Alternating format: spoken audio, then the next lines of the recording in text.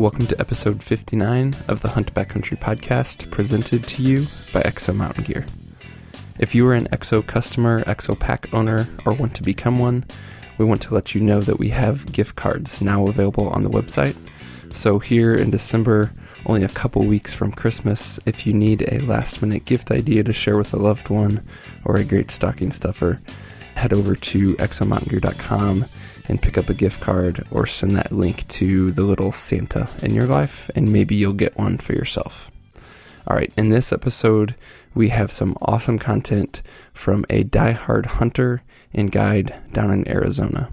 We talk some generalities about hunting in Arizona, but dive more specifically into elk hunting in Arizona. As you probably know, it's an absolute phenomenal state with some great trophy quality. Now, it isn't necessarily the easiest tag to get for a non-resident, but we talk about that as well, including some awesome tips on how to increase your odds as well as decrease the cost of playing the point system for Arizona. So certainly, whether you want to hunt Arizona soon or down the road, this is a great episode to listen to. And even if you don't have your sights set on Arizona, if you are just interested in elk, you'll certainly learn some interesting bits of information on this episode as well. Want to give a quick shout out to Nat Muller for leaving us a positive review on iTunes. We really appreciate that and want to send some EXO Mountain Gear swag to you, Nat. So go ahead and email us your information to podcast@exomountaingear.com and we will get something headed your way.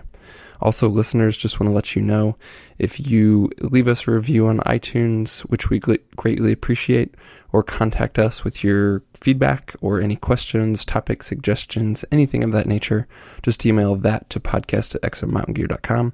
If you do either of those things, you will be entered into these giveaway opportunities as well. Speaking of future episodes and some feedback, I would love to hear some questions that you have on the topic of rifles.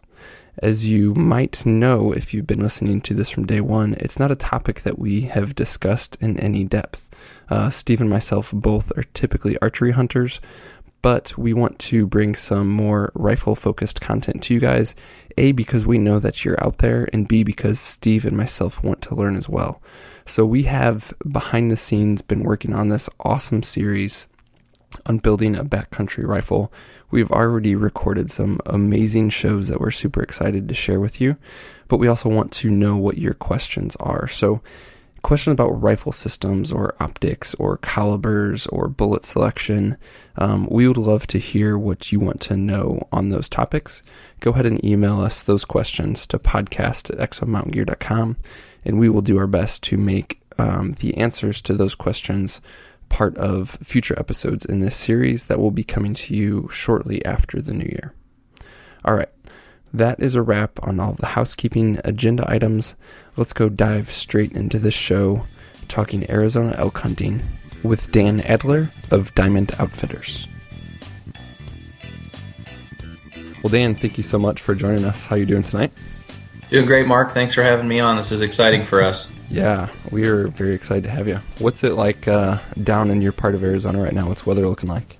Well, I just left elk camp. It was 7 degrees when I left at about 7,500 feet. I got to stop through Koos Deer camp on the way down where it wasn't much warmer just because we had a front coming through. And now at my house, which is about 6,000 feet, it'll get right around freezing tonight.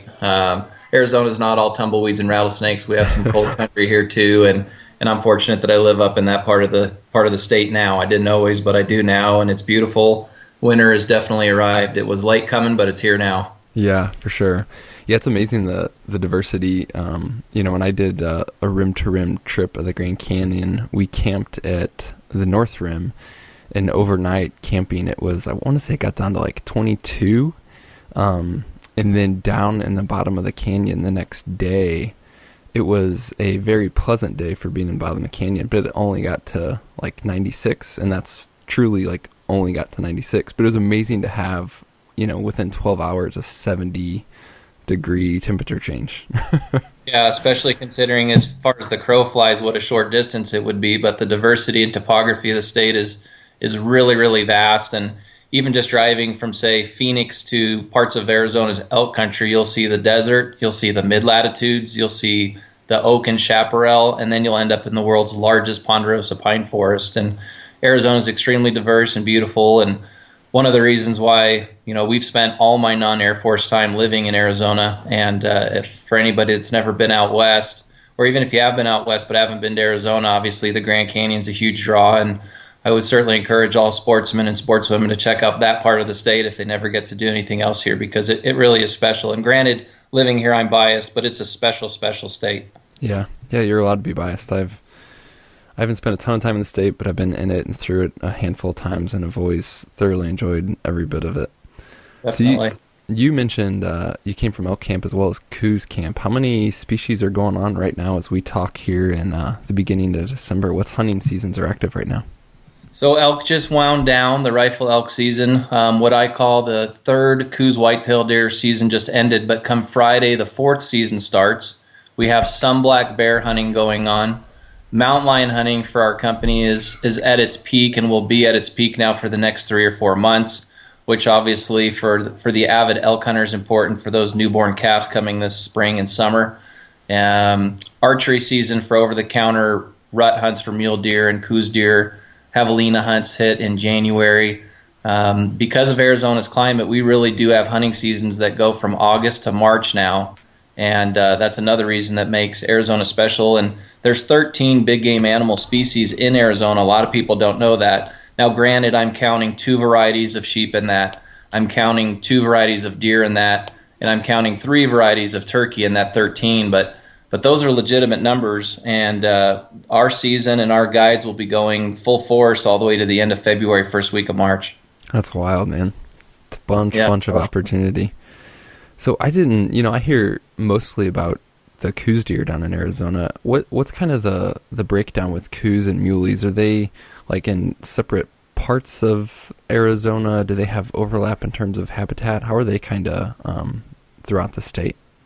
The Koos deer story is really an amazing one. Lieutenant Elliott Cows, and actually it's properly pronounced Cows deer, but everybody calls it Koos deer, and I think it's really just out of fear of, if we call it a Cows deer, will people who don't know about the species think we're hunting a hybrid cow, hybrid deer. But Lieutenant Elliott Cows, before Arizona was even a state, he identified it as a separate subspecies in what was then southeastern Arizona territory. And at the time, they really inhabited just a small part of the southeastern part of the territory, now state. But I got to tell you, Mark, they have come into northern Arizona now, and despite being half the size of a mule deer, because of their aggressive whitetail nature, they can dominate and push mule deer from one area to the next. In fact, in southern Arizona, a lot of the traditional I guess you would say the tradition had been 30, 40 years ago that the Koos whitetail was on the top of the hills and mountains and the mule deer were in the flats. You could see a Koos deer almost anywhere in the state now, even up to as far as the Interstate 40 corridor in some extent. And it's an awesome story.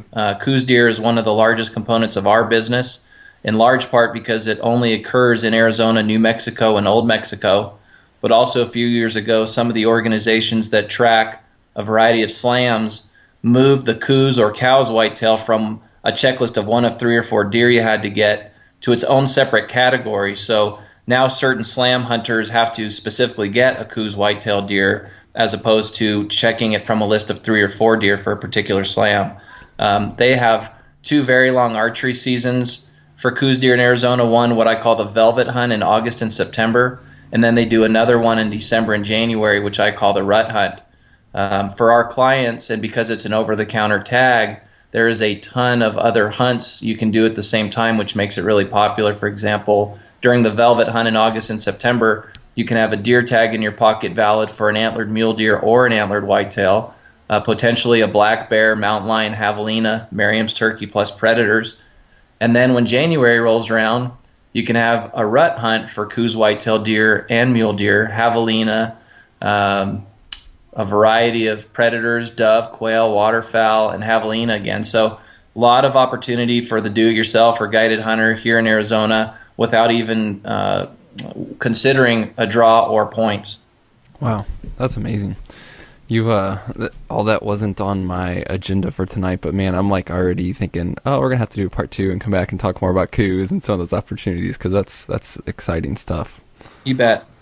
So I would love to dive into elk hunting in Arizona, and we've talked on the podcast about elk hunting.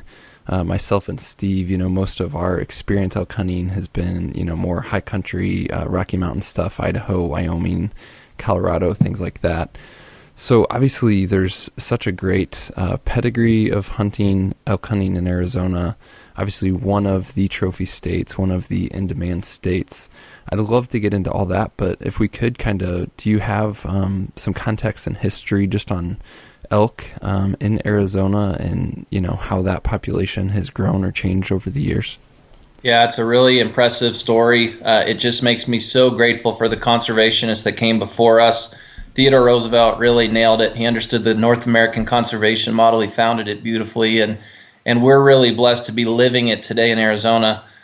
Because of my TV side of my career with the Best of the West, I get to travel to nearly all of the Western states annually for different hunts or filming. And I will tell you, they have done an amazing job in Arizona, not necessarily with the quantity overall numbers of elk, but the quality numbers of bulls. And the short version of our history leads into some of the seminars that I do at the national conventions around the country called Hunting the Giant Bull Elk of the Southwest. Some of my friends would tease me that I have a conspiracy theory, although I really don't believe I would think that's fair. But essentially, one of my introductory topics to elk hunting in Arizona's history is in the early 1900s, before we were even a state, it was stated, and it's in the books, that the Meriams Elk that was native to Arizona went extinct due large part to overhunting and lack of regulation.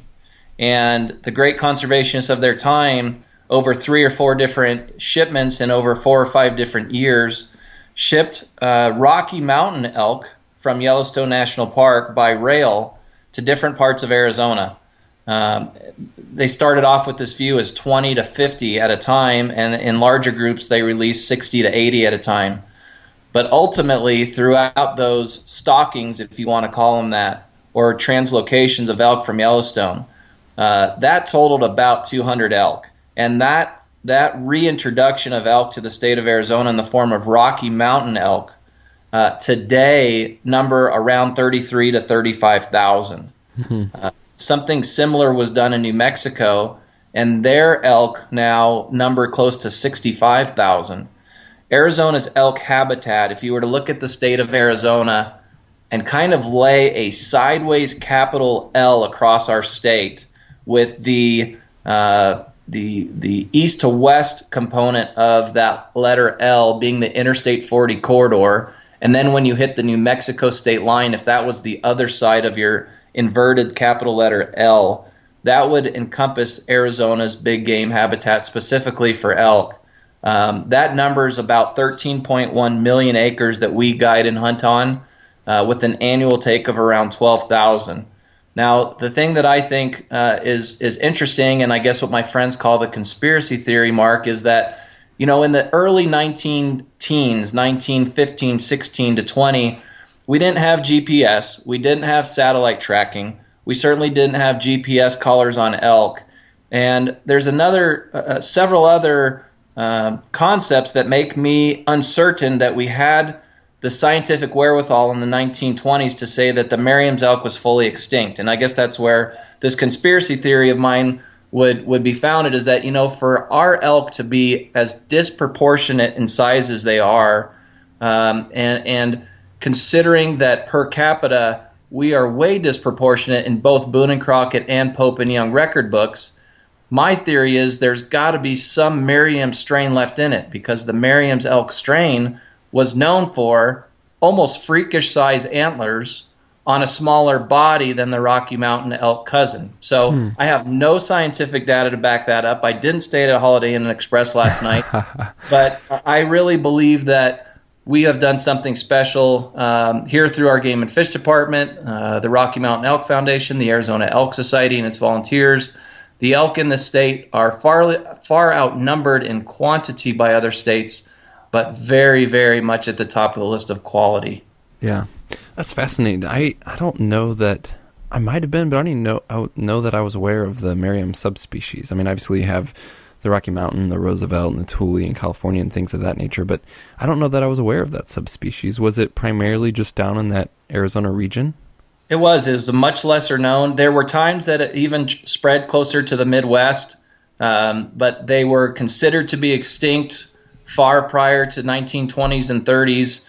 And, again, with the lack of resources at that time compared to what we have today, I just can't help but wonder if once those stockings of the Rocky elk from Yellowstone here, if they were able to interbreed, if that's maybe one reason for our really large mature bull elk that we have in the state. Now, I'm sure today there's the technology to go through some of these strains of elk when they are harvested, and I'm sure somebody has done it and said, emphatically, these are 100% purebred Rocky Mountain elk. I just think if you look at the record books, something special has happened here. We're the sixth largest state in the union. 88% of our state is public land, so there's a lot of places and a lot of habitat for elk to hide in the state. And public land in Arizona is not necessarily like public land in a lot of other places from the perspective of it's so big and vast here that it's possible to get away from other hunters, especially for hunters that subscribe to services like yours, where these guys are serious hunters, very dedicated men and women willing to get into the woods, willing to get into the backcountry and work hard. And again, at the back of my brain, I just can't help but wonder, how is it that we've gotten to grow our elk so big, even though we lack in numbers of overall quantity? Yeah, that's fascinating. Do we know anything else, from a historical perspective about the Meriams elk? I mean, you kind of mentioned that they were known for the large antlers, maybe on a smaller body. Is there any other specific attributes or characteristics that we know historically about them? To my knowledge, the only other thing is that they may have been cousins to what's called the Irish elk, which is almost like a dinosaur-type elk. The Meriams elk was named after the same Meriams that identified the turkey. I don't know nearly as much about Old Man Meriams as I do about Lieutenant Cows, who kind of had the Koos Deer named after him. But it's that larger antler on the smaller frame, a little bit darker in color, but similar rut patterns, similar time of year rut patterns, and there's really no reason to think they couldn't have interbred, but I'm not a biologist or a scientist or anything like that. But they've got some pretty good history, just not a lot of documentation about the history in the Southwest of the species, other than what limited pieces there are, and then the overall conclusion that they were extinct about the time of statehood here. Yeah. Huh, that's fascinating. Totally fascinating. So, while we're talking about, differences and the differences of what maybe were the Meriams versus the Rocky Mountain elk, I would love to dive into some of the differences of not the species per se, but the hunting. Many of our listeners are familiar with hunting Rocky Mountain elk in that habitat. A lot of archery guys, high country in the Rockies, whether that be Idaho, Colorado, what have you. And then there's Arizona elk hunting. So I would just love to give context to the listeners who aren't familiar with hunting elk in Arizona, kind of some of the differences that they might be surprised by or might not know. So things like, just terrain and habitat, things like any timing of the seasons, just really what should a hunter who is used to hunting, say, high country Utah or, Idaho, what should they know about hunting elk in Arizona and how it might be different? Well, I think the neatest thing about hunting Arizona is the variety of opportunity to hunt different types of terrain and habitat, sometime even within the context of the same hunt. For example, our archery hunts for the rut typically are 2 weeks, mid to late September. But as we look at the diverse topography of the state of Arizona, one could be hunting in plateaus and mesas at 5,000 to 6,000 feet, and their buddy, who has a different zone to hunt in less than 300 miles away, could be hunting the 8,000 to 9,000 foot type mountains that maybe somebody in Idaho is used to hunting. Also, the nice thing about hunting Arizona compared to other states I've hunted for the TV show, we tend to have much better weather. We did have some snow this past week for our hunt, 2 out of the 7 days, but an Arizona snow of 3 to 5 inches is nothing compared to where you can truly get snowed in and lose a week of hunting like my friend John Porter up in Wyoming could. And we we have that too, where we can get weathered in. But if you look at the central part of our state and go west, and I think it's important, although most of your audience may already know this, but deer by trade, or elk, by trade, are grazers, not browsers. And it's humans and highways and bridges and dams that pushed elk to become mountain deer. While their cousins, the deer species, are truly browsers, elk are grazers. And if they had no contact with humans, they wouldn't be in these high mountains. They'd prefer to be out in the plains where the antelope are. And that's what's kind of neat about some of the hunting in Arizona. I've taken clients on hunts in what they would think is Arizona antelope country, and we found big elk in the prairies and in the flats at 5,500, 5,600 feet. In the same hunt, you could drive an hour within the same zone and be at 7,200 feet on top of a mesa, where you may not go up or down 100 feet in elevation all day. And that's what makes part of my job so much fun as a full-time guide, is I get to know my clientele and my hunters. And the same for the do-it-yourself guys is there is no unit in Arizona where somebody couldn't say there's something for everybody. You know, there's units in the state that are lower elevation with high elk densities, easier hunting. For the mountain extreme guys and gals, or what I call my CrossFitters, there is absolutely 4 or 5 units where you could just go beat yourself to death. But a lot of the elk hunting in the West is done on horseback or mules. A lot of the elk hunting in the West can be pretty extreme. And what complicates it, Mark, is the pack out. Yeah, you know, some of this, you know, that's where, you know, we're not talking about a 90-pound Koos Deer or 130-pound to 200-pound mule deer. When you get a fully mature 10, 12-year-old bull elk on the ground, you know, you could be dealing with a 900 to even 1,100-pound animal. And even by the time you bone them out or quarter them out and take it out, you know, if you've got 5 or 6 miles to cover, that's 2 or 3 days. And I think for the unprepared hunter, that's where they get themselves in a little bit of trouble. It's the old, well, that was fun, what are we going to do now type deal.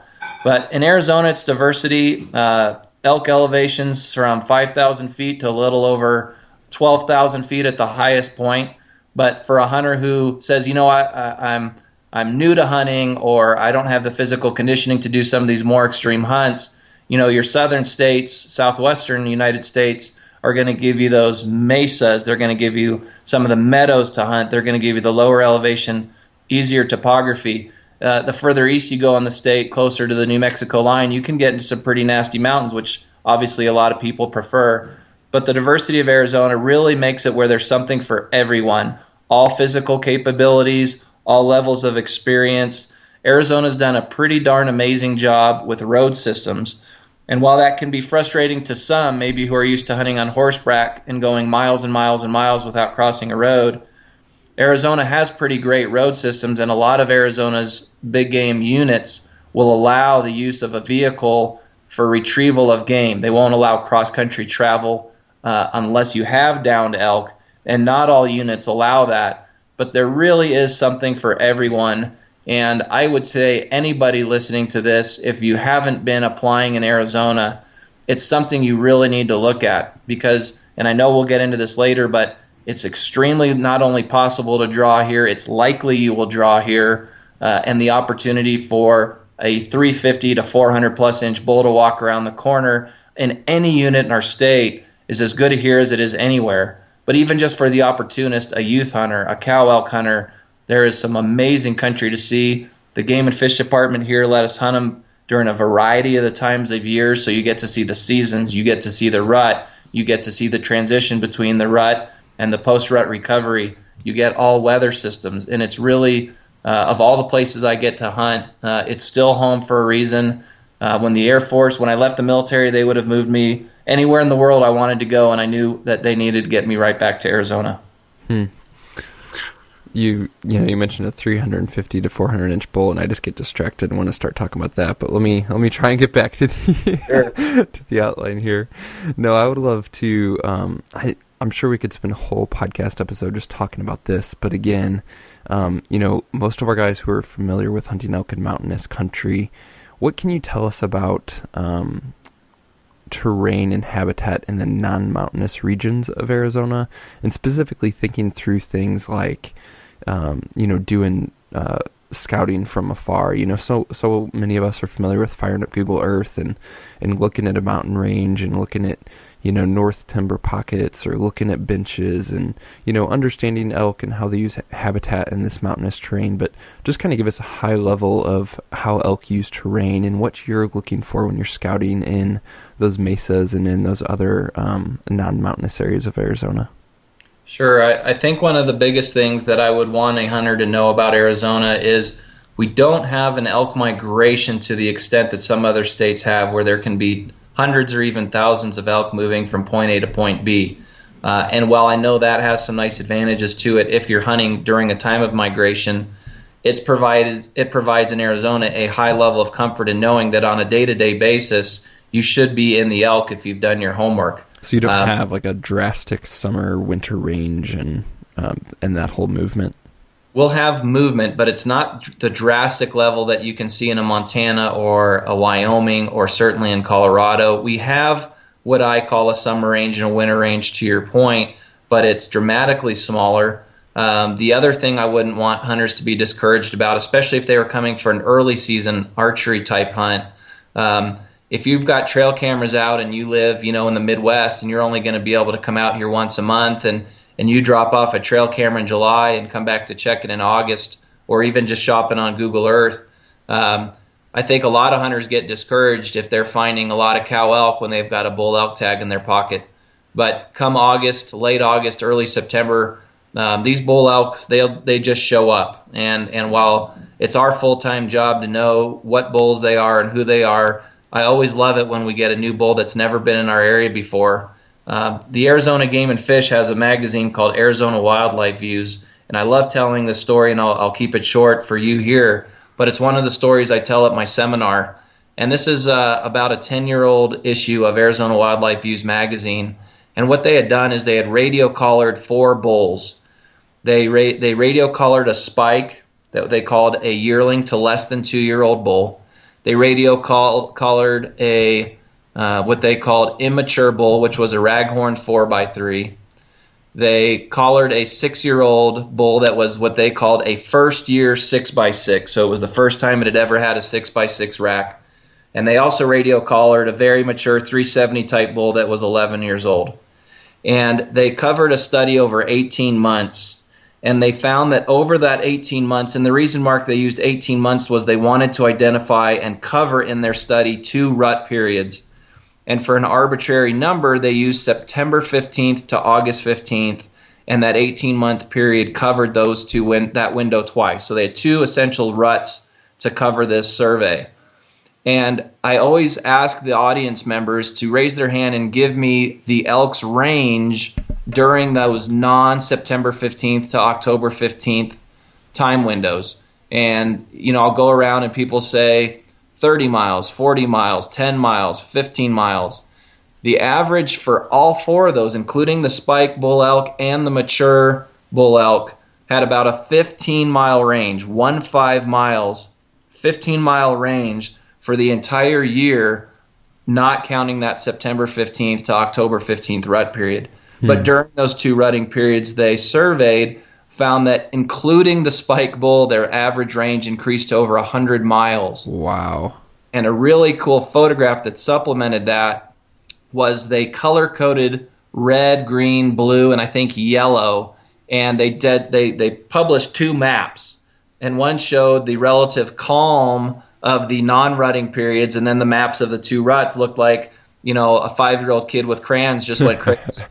And it really proved what a lot of us elk hunters think, that elk, albeit social, will stay in an area if not disturbed, but really proved the point that when it's the rut, if a bull is not with cows in estrus, he will literally pick up his nose and just walk.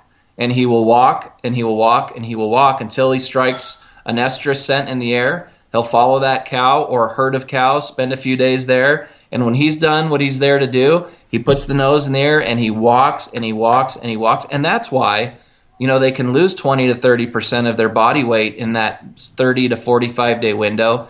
And that's why by the time the late elk hunters for the rifle season come here, which the majority of Arizona hunters are, late season rifle hunters, why the elk are back in somewhat solitary behavior patterns, either truly alone, just trying to replenish their weight before the winter, or bachelored up with other bulls that are, now it's peacetime and they're just trying to protect each other from the elements and the predators.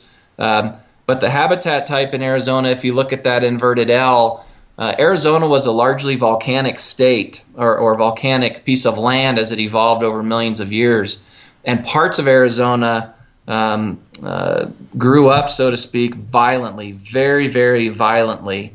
And over millions and tens of millions of years, a lot of those lava fields have now turned into flatlands and prairies that are covered in cedars and juniper and pinyon, which most elk hunters love. I have grown to love hunting them and guiding for them anywhere a client will spend time with me.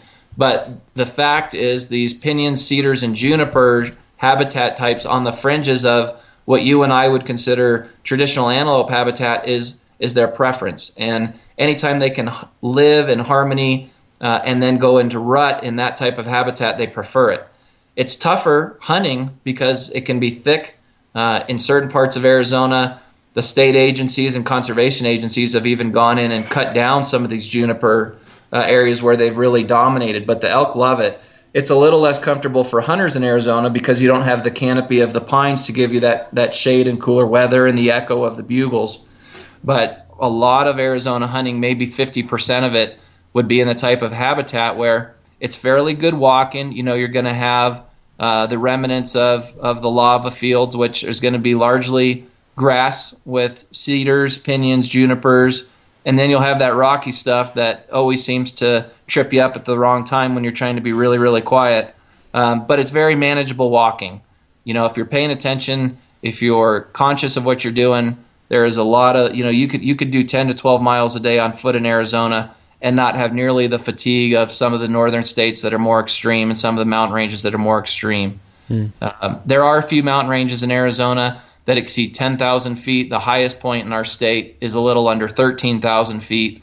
And those are pretty steep and are now dormant volcanoes from years past. And that's where you get into your pines and your aspens. And as you drop off of that, that's when you get into your oaks. The elk under pressure love the dark, thick timber. An elk that is happy-go-lucky and is not being pressured will really be on the fringes of that antelope country here in our state. In all of the elk habitat here, that's a little over 13 million acres. But there is really truly something for everybody here, from the flats to the oaks to the pinyons and pines on top. Yeah, man, that sounds awesome. So I'm curious, with your experience, obviously extensive experience hunting elk in Arizona, but as you mentioned, all over the West, you've traveled and you've hunted elk. Is there anything that stand out to you about the vocality of elk or the behavior of bull elk during or around the rut in Arizona that might be a bit different or a bit unique and compared to other states? I think probably the biggest thing and maybe the most controversial thing, I guess, anymore would be the comfort levels of the elk bugle in our state compared to the elk bugle specifically, I'll say, in Idaho, Wyoming, and parts of Montana. And obviously this isn't a podcast on wolf management, but it is unbelievable that I could get on an airplane in the middle of September and have literally filmed thousands and thousands of bugles in a 24-hour period, get on a plane, fly to any of those three states, knowing full well it's the peak of the rut, and maybe not hear a bugle in a day just due to the damage done by wolves on elk, but also that the elk have evolved into understanding that a bugle there is a dinner bell for wolves. I think that's one of the biggest things that stood out. Behaviorally speaking, I also feel like the elk in some of those northern states is more of a boxer type elk. He sticks and moves, stick and move, stick and move, always on the go. They make more mistakes maybe, and that might be an advantage for hunters in those northern states where they'll make more mistakes because they feel so much more pressure during the rut. And I think they probably have more fatalities during the rut, mortality not associated with hunting, but from accidents and fighting up there. Arizona bull elk, I always tell my clients that, 11 months out of the year, the bull elk protect the cow elk. But that 1 month out of the year in Arizona that the bulls are rutting, it's really that lead cow elk that you've really got to watch out for. In Arizona, I'd say the same in New Mexico. And that's probably one of the major behavioral differences is, in the late seasons, you've got bulls by themselves. In the early seasons here in Arizona, a bull's going to make a mistake. If you're hunting 7, 10, or even 14 days on an early hunt, what the archery hunters do get 14-day seasons here compared to 7 for the rifle hunters, a bull's going to make a mistake, and if you're in the right place at the right time. A bull in those northern states, I do feel, Mark, there's a difference in behavior. Not only are they trying to breed as many cows as they can in a short period of time, they're also trying not to get killed by predators and hunters, and they're also trying to avoid the wolves, and I think they're more of a disorganized chaos. And again, while I think that helps them make mistakes, I think it definitely changes their behavior and changes the way maybe a hunter would hunt them. I think your Arizona, your southern states hunting is very intense, but it's more of an organized chaos, whereas in some of the northern states, it can feel a little bit more rushed. It can feel a little bit more disorganized. Obviously, varied terrain. If you're in the steeper, nastier stuff, you've got weather. You also have a lot more safety considerations that a hunter might not have in a state like Arizona. So I feel, to summarize that, I feel that your bugling season in Arizona is much, much longer. You truly have elk bugling from mid to late August, where the younger bulls especially are testing their vocal cords, to the peak of the rut, late September, early October, where you can hear hundreds or even thousands of bugles a day without exaggerating. You can see that on some of the stuff on our website. And then even into late October, when we would think elk are done, we get that secondary rut or that secondary estrus where you really get good bugling again. My 10-year-old son had a turkey tag in late October this year, and it was incredible rutting activity and bugling activity still late in the year. I found that in Colorado for sure, because of a lot of hunting pressure, Montana, not so much Nevada or Utah, but for sure Montana, Wyoming, Idaho, that you seem to have a much shorter bugle season, and it's more of a desperation bugle than a rut bugle, almost more of a frustration bugle. And that would be its own podcast in itself, is what are the elk telling me when they bugle? What are they really saying when they bugle like this or bugle like that? But it's a really long bugle down here in the Southwest, whereas your bugle seasons up north are much shorter, and I think creates a greater sense of urgency amongst hunters. Yeah, that's interesting. I'm curious, with a longer bugle season and with maybe a bit of a different mentality behind those bugles down in Arizona, how does that affect the strategy of a hunter in their bugling? Are you still trying to play challenge? Do you tend to stay more quiet, let them bugle while you work in? Is that obviously vary based on, the exact time of the year and how aggressive they are, but I'm just curious how that plays in for you as you're guiding hunters. Yeah, that's a really awesome question, and I'm really glad you asked it, because one of the first things I tell everybody at an elk hunting seminar is the most dangerous part of an elk call is what, and it's the same as the most dangerous part of a car. It's the nut behind the wheel. The same is true with an elk call.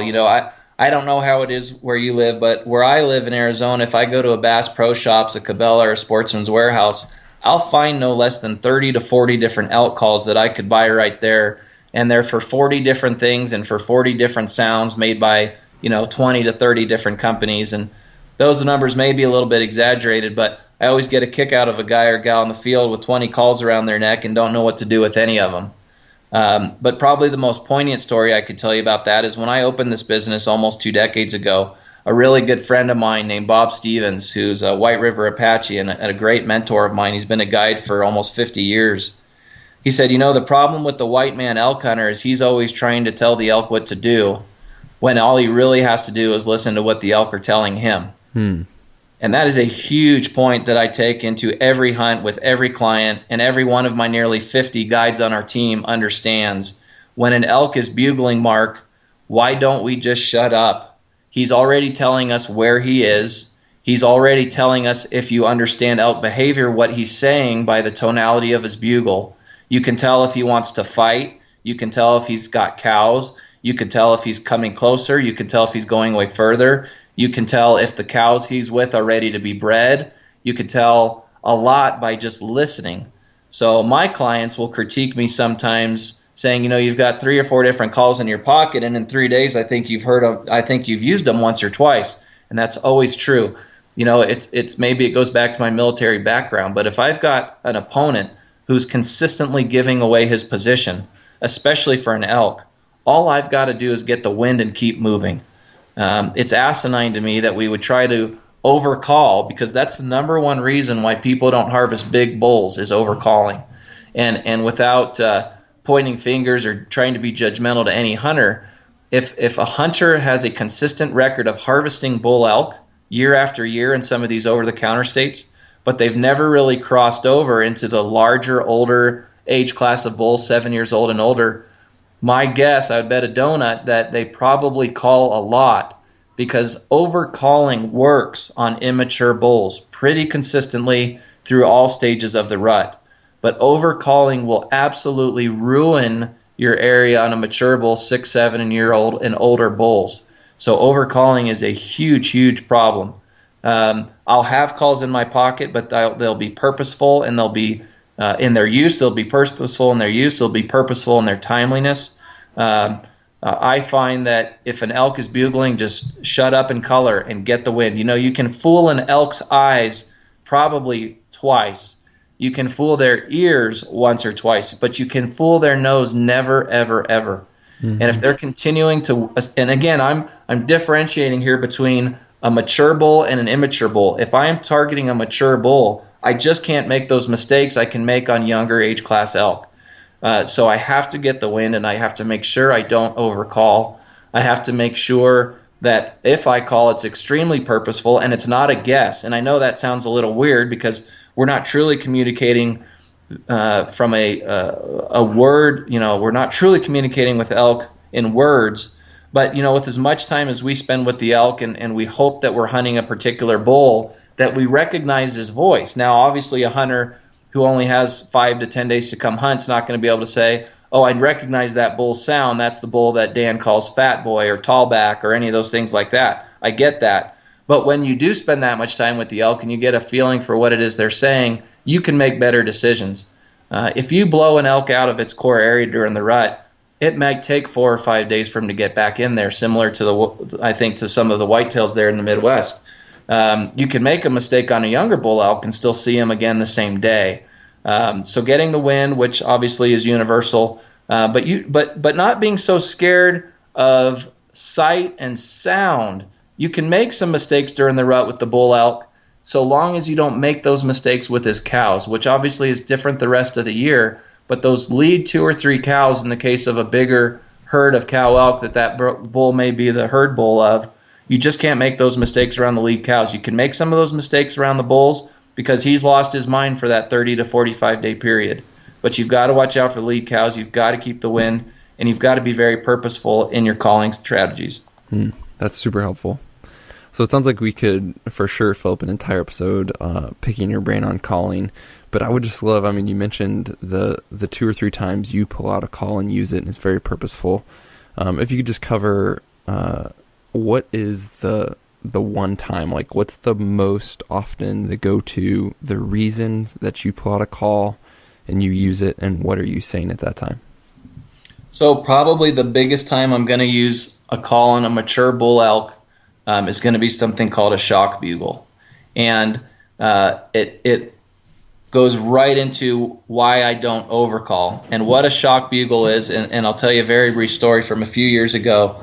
We killed a bull in northern Arizona, and the bull's name, and trying to remember what that bull's name was called. It'll come back to me, but he basically looked like a kudu on one side and a regular bull elk on the other side. So he was a mature 7-point on one side. Corkscrew, that was the bull's name. Perfect for the kudu. Yeah. So several years ago. So it was like one main beam that twirled? It was one main beam that twirled. It was his right side, came out like a kudu, and his left side was that of a regular, fully mature 360, 370 type bull. And Mark Sight killed him, and he was called Corkscrew, and he was the gnarliest looking bull in the world. And I didn't really like him. But Mark Sight, the hunter, he had seen that bull, and everybody around town had seen that bull, and he really wanted that bull. So obviously, if he wanted that bull, I wanted him to get it. Well, the really cool story about this bull is Mark Sipe had shared my feelings about overcalling. He was 100% in agreement that, you just don't call if you don't have to. Well, we hunted this bull in a rain for 3 days. It was a 10-day. We only had 10 days to hunt. We hunted this bull in a rain for 3 days, and every time we tried a different strategy, he would never spook out of his core area, but if we tried something that didn't work, he would pick up his cows and move over a ridge or two. But because the rain was so heavy, because the wind was so favorable, and really just the lack of scent in the air, as we got closer to the end of the hunt, I told Mark, I said, nothing we're doing is working, but we're not spooking the bull out of here. We can kill this bull, and I know what we're going to do. And I said, I'm not even going to tell you what I'm going to do. Just stay with me. It took us almost 3 hours, and it felt like 3 days. But we were finally able to get up on the bottom of the ridge where this bull had bedded, and we knew he had 40 to 50 head of cow. We knew he was the herd bull. And I just told him to get ready. And I went about 60 yards behind him. I have video footage of this for years. I don't know where it is since we moved, but really cool video footage. And I said, you just get here and set up for a 20 to 40 yard shot, and I'm going to go about 60 yards behind you and do my thing, but it's just time for you to push the trust button. And he said, okay. Well, this bull would bugle very consistently every 90 seconds to 2 minutes. And we knew we were right there. His cows were bedded all around us. And as soon as he started his bugle, I did what hunters refer to as a shock bugle, which is a short, very violent herd bull bugle on top of his bugle. In other words, he only got about halfway through his bugle before I hit mine. And it was short, it was loud, it was purposeful. And essentially what a shock bugle is, what essentially I'm saying is, guess what, bull? I'm already with your cows. You didn't hear me coming, and now here I am. Well, at that point, this bull that had evaded us for 3 days had no choice but to come and see what was going on. And while I had Mark set up for a 20 to 40 yard shot, his first shot was at 6 yards. It was a good shot. I was able to cow call and get the bull to stop again at 30 yards, where he made a second lethal shot. Both shots were lethal, but with elk, if he's still on his feet, broadside with a bow, hit him again. That's what happened to me this year. I didn't hesitate. Yeah, that's right. With an elk with the bow, and even with the rifle, you make sure he's down. And the moral of the story there, Mark, is that the only reason we ever got that bull was we were willing to listen to what he was giving us. We were understanding the mistakes that he was and was not willing to make. And ultimately, we decided that since everything we were doing was proving to be wrong, but not wrong enough to push him out of the area, that we literally had to get into bed with his cow elk and just hammer him. And when we hammered him through his bugle, the anger in that bull's eyes, I could see from where I was raking a tree and making my sounds. Can't even imagine the level of intensity Mark must have been feeling and shaking as that bull came in for his first shot at 6 yards. But that was truly a bull, as beautiful and stunning and majestic as an elk is. I will never change my position on this. That bull was coming to kill me. And that was the only thing that bull was interested in that moment of time, because he understood now that there was a threat, a herd bull type threat amongst his cows, and he missed it. He was so mad that he let me sneak in, that he was coming not to fight, he was coming to kill me. And it's because he was coming to kill me and didn't know about my bow hunter 60 yards in front of me that he took one to the chest and then one to the double lung. And that's a really good story about understanding weather, understanding wind, and really understanding that when all else fails, if you're with his cows, and he's a herd bull, not a someday herd bull, but if he's truly the herd bull, as Corkscrew was, he doesn't have any choice. An elk of his age is not at that point going to turn and leave the area. An immature bull, if it was an immature bull, I might have blown it. He might have chosen to get up and leave. But we knew based on 3 days of activity with this particular elk that at that point he was going to come and fight. And we literally had cows bedded on several sides of us, and that's why it worked. Wow. Man, that is a cool story. That was a lot of fun. That bull's called Corkscrew, and actually got our company a lot of notoriety way back when, and was a lot of fun. Again, I just thought he was so goofy. I didn't have any interest in him at all, but I've always been the freak amongst my friends. I like the real traditional, very heavy, symmetrical rack, and most of my guides and my buddies want the ugliest, gnarliest thing on the mountain, and no judgment. Any trophy is a trophy for sure, but Corkscrew was a special bull. Wow, that's super cool. So now that we hear that story, now that we've learned a bit about elk and elk hunting in Arizona, let's transition and talk about how we can do it. So I would love to get a high level and then dive into the details about the process, especially from a non-resident perspective, as I'm sure many of our listeners are, about hunting elk in Arizona. If you could, before we kind of give into that, I think this will help give context. I mean, we talked a bit about the quality of elk in Arizona. We, mentioned your theory could be related to the Meriams, but certainly ongoing. Arizona has obviously managed for the quality that's there. As you mentioned, they don't have the quantity that some states do, but I think that's a management decision that has to be made, whether you're managing for quality or quantity. Kind of give us the big picture on how Arizona manages elk, and then we'll lead that into tag acquisition and things of that nature. Sure. So Arizona has essentially two generic management strategies, and I'll just call one the traditional and one the alternative. And in the traditional, you could see anywhere from a 20 to 30 to 1 cow to bull, bull to cow type ratio. There are a few units, and they do change them every now and then, that they put under what they call an alternative management strategy, and they do that with some deer hunts too. And that's for an even higher bull to cow ratio, more bulls per cow.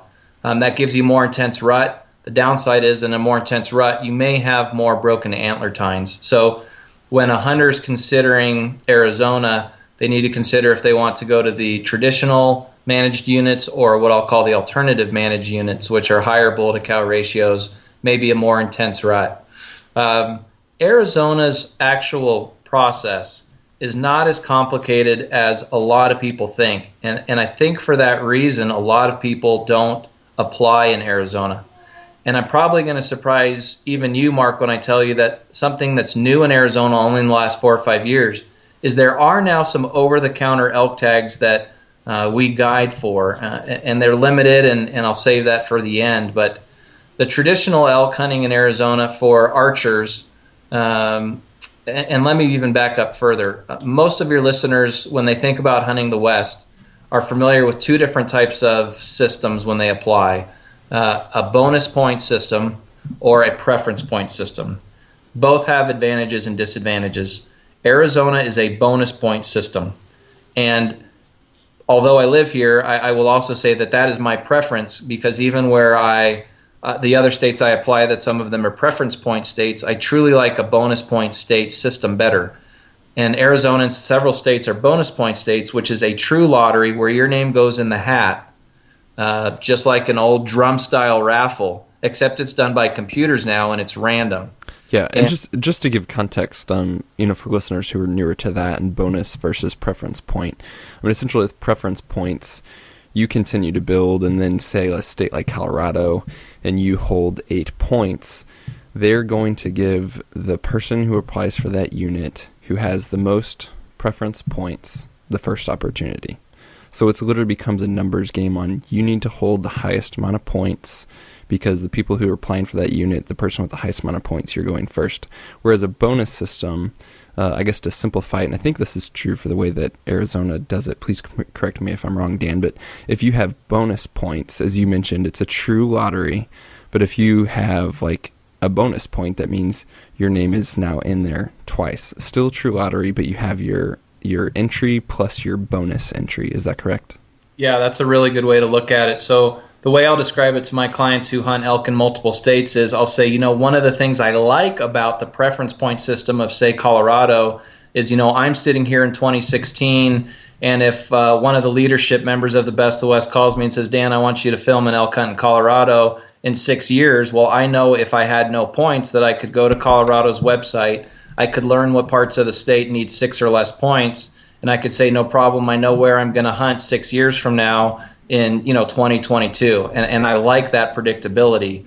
Arizona has a bonus point system that for every year you either are not successful in the draw, or in years you cannot come, you purchase a bonus point. Every bonus point you get, your name goes in the hat again. So if I was sitting on 3 bonus points and I was getting ready to apply for elk this year, I would have 4 shots in the draw. I would have my 3 bonus points plus this year's application. So essentially, my name goes in the hat 4 times. Now, if I'm applying with another hunter who has the same amount of points, then collectively we go in with an average of 4 points as well. So our name goes in the hat 4 times. And I can talk about, if you'd like, how different numbers of bonus points can affect your drawability. But the bottom line is that bonus points matter in Arizona to the extent that you have your name over and over and over in the drum. Now, every year, for example, out of 35 hunters just for elk on the late rifle season we hosted here in our company, a full seven of those hunters was the first time I ever put them in. We have an in-house concierge draw application service where we do everyone's paperwork in December and January. We call it a 401k, a hunting 401k. But it's just as easy for the do-it-yourself guy to do. And building points, even if you think, I'd like to hunt elk in Arizona someday, but it probably wouldn't be for a couple of years, you can still go and buy bonus points for a couple of years. So the year that you are more serious about hunting Arizona, you've already started the process. One thing that would be really important for your listeners to understand is that Arizona rewards people for participating in our draws here. And after 5 consecutive years of applying for elk or any other big game species, they'll reward you with a loyalty point. That's an additional point. So the year that you have 5 points, you immediately graduate to 6 points, provided that was 5 consecutive years of applying. And just to complicate that a little bit further, if you take a online Arizona hunter safety course and then participate in-state in a 4-hour field day training, you'll get another bonus point called a hunter safety point. So for a hunter who draws an elk hunt, let's say on the 5th year of applying consecutively, if they applied consecutively for 5 years, they'll have a loyalty point. And if they took an online safety class and then did a 4-hour field day here within the state, instead of reverting to 0 bonus points, that individual would actually revert to 2 and have a significant advantage over other non-residents. Arizona caps non-resident hunters at 10% of the overall draw pool, which sounds significant, but when you compare it to other states, for the quality of elk that Arizona provides, it's a really nice trade-off. So while you don't get an elk tag every year, although I have had clients draw in back-to-back years, while you don't get an elk tag every year consecutively like you can in some states, you're trading it for the quality, for the chance of that older age class bull. Can you just clarify, you mentioned it that obviously non-resident hunters can essentially apply just for the bonus point and not actually enter the drawing and be pulled for the hunt. Is there a limit to how many years that they can do that, collect just a bonus point, versus at some point they have to get in and have that opportunity to be part of the hunt? No, a non-resident or a resident of the state of Arizona can apply just for points infinitely. Okay. With no penalty. Okay. The state has mandated that you procure a hunting license, which for a resident's around $65, for a non-resident's around $160 to do that. But they don't require the upfront payment of the elk tag anymore, which is something they did do up until 4 or 5 years ago, and that's an over $600 investment. Mm-hmm. So if you wanted to apply to hunt Arizona, in years past, you would have had to send $800 to the state of Arizona. They would have held your money for about 3 or 4 months before they gave it back to you without interest. Now they don't do that. They simply charge you for your Arizona hunting license, which is a calendar 365-day license. It's not a January to December license. And a lot of our clients use that to do a lot of the over-the-counter tag hunts since they already have the license. But you can buy points infinitely. Okay. That's good to know. I know that some states have been changing that recently, including Colorado with their preference point system. And if you don't actually go for a license and just continue to build points, they can actually they let your points expire. So just want to be clear on that. That's very good to know. Can you give us, you just mentioned the hunting license and that cost, and then how they've recently changed where you don't have to pay for the tag up front, which is obviously great. Again, states like Colorado, you do have to pay for the tag and wait for a refund. But so what's the year-to-year cost then if a non-resident just wants to begin to collecting some bonus points? Yeah, the way I tell everybody to look at it is you're into your license for about $165 for 365 days. And if you do it right, you could really get 2 elk applications in during that time.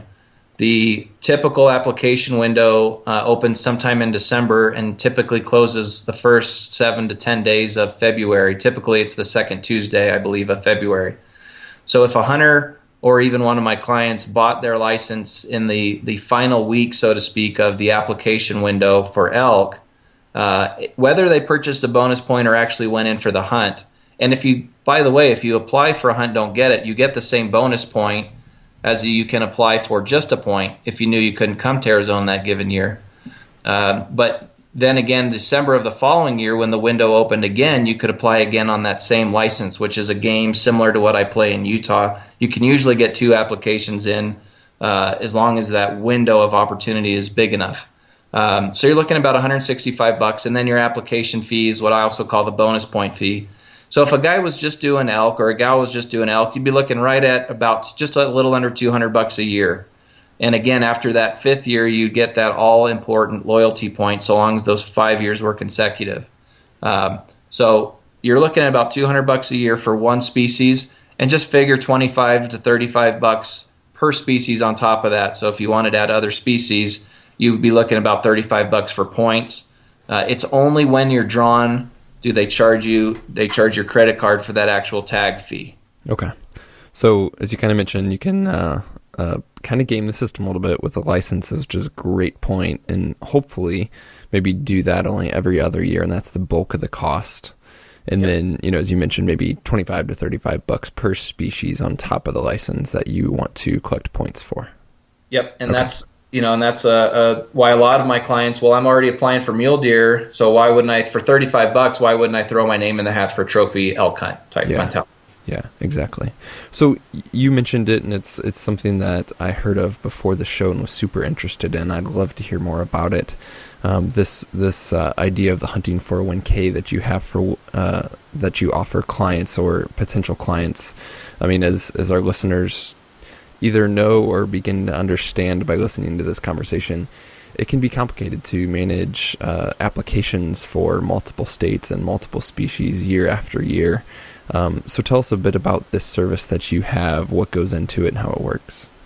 Sure. So a lot of people, when they hear the term 401k, obviously they think about their retirement planning. And I think that for most people, the notion of retirement planning is like stabbing themselves in the eye with a dull pencil. It's not something they like to think about. And as I travel the country at all these conventions and appearances for the Best of the West and trade shows, I'm amazed by how many people say, I just don't apply out west because I don't want to do the paperwork. And I understand it can seem overwhelming. I understand it seems like it's a lot. Probably the most frustrating thing is no 2 states are the same. So what I wrote about in an actual published article in Wild Sheep Foundation a couple years back was called Building Your Hunting 401k. I've done it for myself. I'm now doing it for my 10-year-old son, and I'm doing it for close to 600 clients. And it basically, like a retirement plan, allows you to build some predictability into a hunting schedule. Now, some of you who are listening to this may think, well, I'm such and such an age, I've got more days of hunting behind me than I do in front of me. Well, you can do this for your children. You can do this for your grandchildren. You can do this for your great-grandchildren, just like you can plan for their retirement at any age. So the concept, Mark, is simply this. Throughout the West, there are several states. Some are preference point, some are bonus, and some offer OTC, over-the-counter tags for a great variety of trophy species. What I do for my hunters is I evaluate with them like a good financial planner would do, hence the 401k again. I have at least one, and most years 2 consultations with all of my hunters. And by no coincidence, they're at the same time that Arizona releases its regulations for the following year. And Arizona actually does that in 3 phases. Other states do it in 1 to 2 phases. But Arizona does an elk and antelope release in December, and then they do their bighorn sheep, deer, and a few other species in May.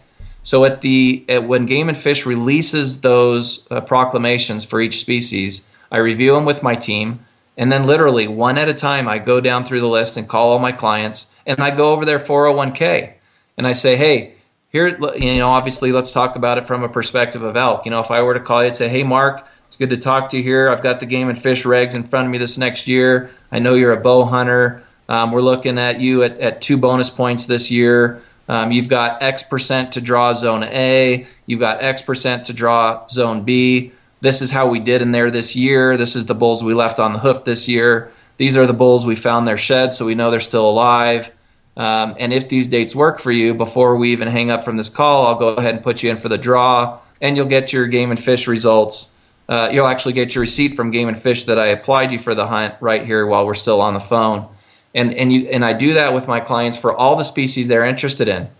Now, certainly, there would be a year where I could call you and say, Mark, I've got the regulations here in front of me, and you say, Dan, I've got a hunt in Europe this year, and then I'm going to Africa at the end of next year. I can't do anything in Arizona this coming year. No problem, Mark. I'm going to update your file. I'm going to update your 401k, and all we're going to do is get bonus points for the species you're interested in. Is this still the credit card you want me to use? Yes, it is. Great. Have a great day, and I'll talk to you in 6 months. And it's just like you do with your financial planner. You want to review your plan every 6 to 12 months. And if you're building a plan or a trust for your kids or your grandkids, it's the same thing. You want to review it with somebody with boots on the ground who does it for a living full time, who can say, the unit that you and I have talked about hunting for the last 4 or 5 years isn't what it once was. Now I want you to look at this unit. And then again, here's how we did in that unit this year. Because you're in good shape, Mark, because you practice with your bow, you're capable of doing what I want to do with you, we're going to go for these 2 zones, X and Y. And then we put in while we're there on the phone. So much like you do your financial planning, out west you should have a 401k. You could have one where you do it for all states, or you could have a separate file for each state. But the key to all of this is to understand that beneath the common thought of it's too complicated, or it's not worth it, or I don't want to do it, ultimately at the end of the day, for most, not all species, obviously bighorn sheep will always be tough to draw, but for most species, you will have multiple quality hunts for the elk, the mule deer, the antelope, in some cases sheep, Koos deer, multiple black bear, mountain lion, quality hunts throughout the West, because at some point you can build that 401k up to where you have leverage. And that a good example of leverage would be, Mark, the hunt I really want you to go on with me this year is going to require 10 points. Well, guess what? You've got 11. So right now, mark it on your calendar. You are coming with me. If we were the financial planner, we'd say, hey, your ship came in, your finances materialized, your plan worked, and now you get to retire with that nest egg. It's the same for your hunt. I've got enough points in Utah to go on an antelope hunt now whenever I want. I've got enough points to go on a moose hunt in Wyoming whenever I want. I've got leverage. So while some hunters are staying out of the game saying it's too complicated, I'm sitting here going, you know what? Granted, I'm a professional and I do this for clients for a living, but it's nothing somebody couldn't do on their own or that I couldn't do for them, just to say, you know what? I do want to go mountain goat hunting someday in Utah or Colorado, and I just want to know that it's a predictable plan. And I think most people hear draw, they hear bonus points, they hear preference points, and they're running for the exit. They want nothing to do with it. But if they're dedicated to it themselves, or they want an application type service or me to do it for them, it's possible for themselves, their kids or grandkids to have a very predictable plan to hunt big game throughout the West, which most people would hear that and go, you're crazy, didn't even know that was possible. But the facts are the facts. And when I stick my nose in the books for each of these Western states and I see, wow, I've got enough points for the top units now, then it's not a matter of I'm going to put my name in the draw and hope I get it. It's I'm going to put my name in the hat and know I'm getting it. In fact, before the draw results even come out, I'm making plans with my family to know that I'll be gone for that hunt because I've built that leverage. So if somebody wants to do it, the knowledge and the information is out there for somebody who doesn't want to do it on their own, but is now having that aha moment to go, wow, this is something that a professional will do for me. They can go out and get it done for a nominal fee, in some cases no fee at all, and have that 401k building for them over the years. Yeah, that's awesome. So obviously we want to get to the guys that are super interested in having you help them with that, and I think there's a lot of value in that. But just real quick for the guys who want to get their feet more wet, maybe want to try and manage some of this on their own, any specific resources that you would point them to, or is it literally a matter of them just, biting the bullet, getting a little bit organized, putting in a little bit of sweat equity at the keyboard, and understanding the states? Or is there some other resource besides just hopping state to state and look at the agency rules? Well, I think the big part is knowing that the information superhighway for the guy or gal willing to put in the time is incredible. There are several magazines like Hunt and Fool, Eastman's, Larry Ultimus Application Service, who have a laundry list of opinions and thoughts on different units throughout the western United States. Again, for my clients, I have the hunting 401k. So there's a lot of ways to go about it to have a professional take care of it for you. Just like there's ways to do your own finances in your own 401k. When I started this, before I even was willing to do it for clients, I was amazed by the books that each state puts out. Colorado and Arizona has an online format. Other states will actually publish this many people had this many points when they drew. So you could say, I really want to hunt unit XYZ for antelope in Wyoming this year, and I've got 4 points. And with 20 minutes of online research, to answer your question directly, on these actual state game and fish agencies' web pages, they publish publicly how much points each hunter had when they drew. They'll even tell you how many, let's say, Mark, you have 12 points for Shiras moose in Wyoming, just for an example. You can pull up on their website how many other people have 12 points, how many of those people that have the same amount of points of you are residents versus non-residents, how many people have more than you, and how many people have less than you. You can then go and do further research and say, well, I see that of the 6 non-residents that drew a Shiras moose tag, 4 of them had 12 or more points. Well, that's now the tier I'm at. So I know I'm within the window. And then you could look at the next year and go, wow, I see that everybody that had 13 points that was a non-resident drew. So while I may not draw this year a Shiras moose in Wyoming, I know that if I'm not successful in drawing it this year, that based on this year's statistics, I'd be 100% successful in drawing that tag next year. So I can start planning now, in that building your hunting 401k type mindset. I could start preparing my family and my hunting schedule now that I will have this tag next year, unless something has dramatically changed within that state's game and fish department. So for the guy or gal who really loves diving into that stuff and doing it on their own, it's actually the state's websites. You can purchase, in the case of Arizona, a really cool book called Hunt Arizona. I'm sure if you just Googled Arizona Game and Fish Department Hunt Arizona booklet, that would give you the opportunity to purchase and have shipped to you the most current one, but they'll also allow you to print it online for free. Wyoming, Utah, Colorado all have similar sites where I can go in and tell a guy or gal exactly what they need to draw that tag.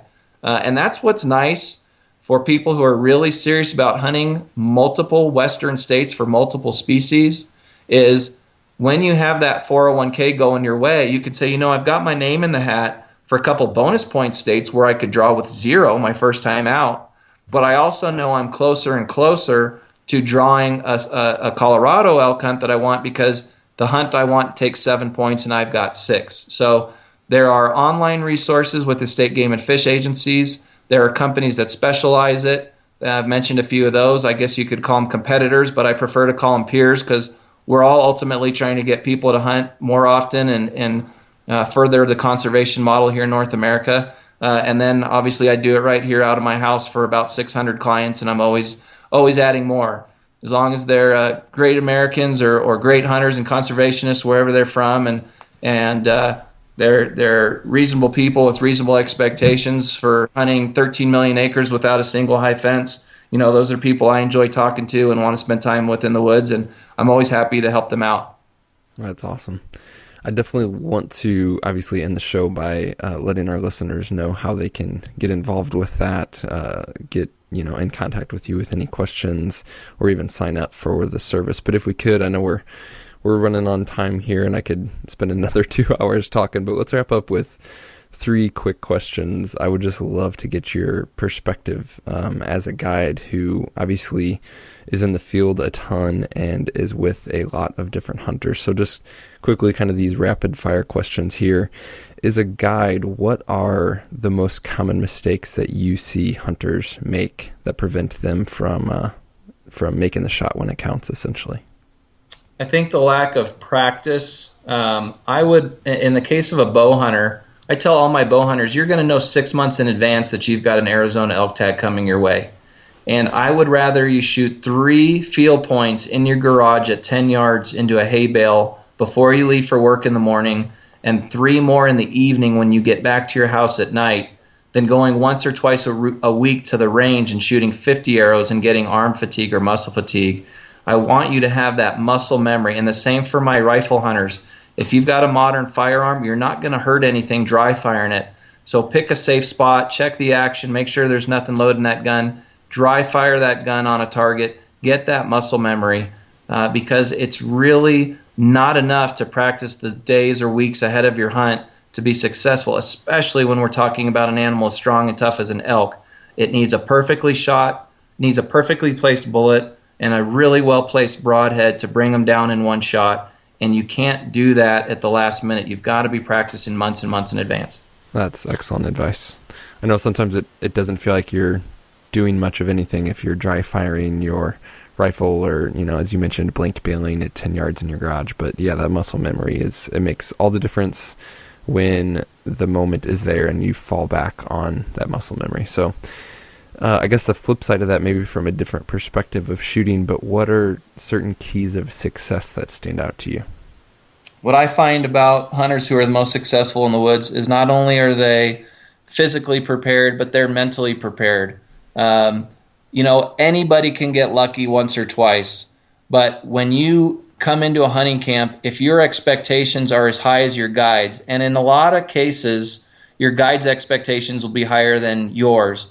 Now, if you're a do-it-yourself guy, you don't have to worry about that because you've got your own expectations. But being mentally and physically prepared and understanding that in the moment of truth, all of your practice, all of your physical training at the gym, all of your dieting, all of your breathing techniques, they're going to come down to one moment in a 7-day hunt. I often tell my clients it could be, 7 days of boredom for 30 seconds of glory, but that 30 seconds of glory will last generations beyond your own life as your family gets that, giant bull elk hand-me-down, that great-great-grandpa shot, when they get that taxidermy piece, that mount that they're all going to fight over for generations.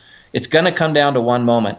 So it's not enough to say I love hunting. It's not enough to say I practice and I'm physically and mentally prepared. A lot of my customers, my clients tell me that, Dan, you're really friendly, really outgoing guy, right until about the time that bull bugles and we're within 200 yards, and then you immediately revert back to what we're guessing you were like as an officer in the Air Force in your Captain Dan days, and you get really serious. And I tell them, this is the moment you paid me for. The rest of it was just fluff, and sitting around the campfire and having a good time. I think I'd love every hunter out there to know that if you're hunting a mature bull elk with a rifle or a bow, and it comes down to that window, if we just threw luck out of the equation, because there will always be hunters who just have a particularly good break on a hunt, but to really harness that moment, respect and honor that moment, and know that now you've done everything you can do. Your preparation is going to come down to one moment, that squeeze of the trigger, that release of the arrow. It takes all of it combined at the right point, the right place and time, and you've got to be the right person. I believe a lot in faith, and I think you've got a lot riding on that too.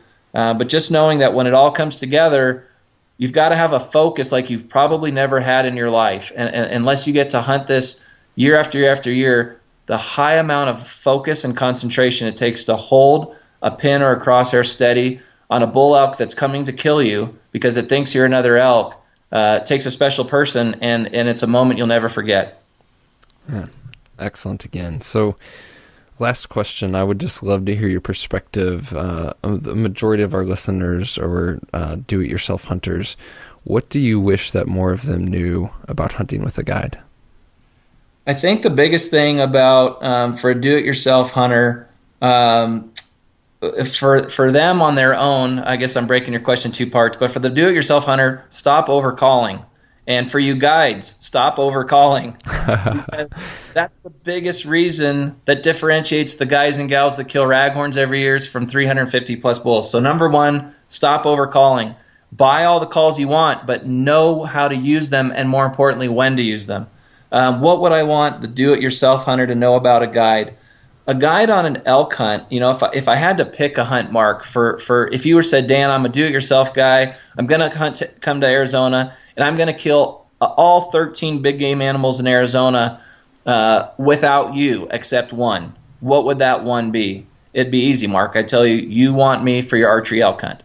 And the reason you want a guide on an archery elk hunt is unless you've got a hunting buddy who's fully committed, it's at the same level of intensity and understanding how important this hunt is to you, you've got to have a guide for that. If you drew a trophy tag, Mark, your best hunting buddy, he's going to be really excited for you. He's going to be really happy for you. He may even want to come with you, but he's not going to be nearly as excited or prepared for that hunt as your professional hunting guide. Because if you come to Arizona saying you want a 340, your guide's going to want you to kill a 350 or 360. So I think the biggest thing to understand about a hunting guide is we put so much pressure on ourselves to provide an incredible experience, an incredible level of service. Essentially, you are the one who's going to sell our next hunt next year, word of mouth, telling people what a great time you had, saying that I wouldn't hunt elk with anybody but Diamond Outfitters. That's the kind of pressure and intensity your guides put on themselves. So I always think it's funny when a client's, feeling pressure on themselves while your guide's feeling it twice because you paid him to help you be successful.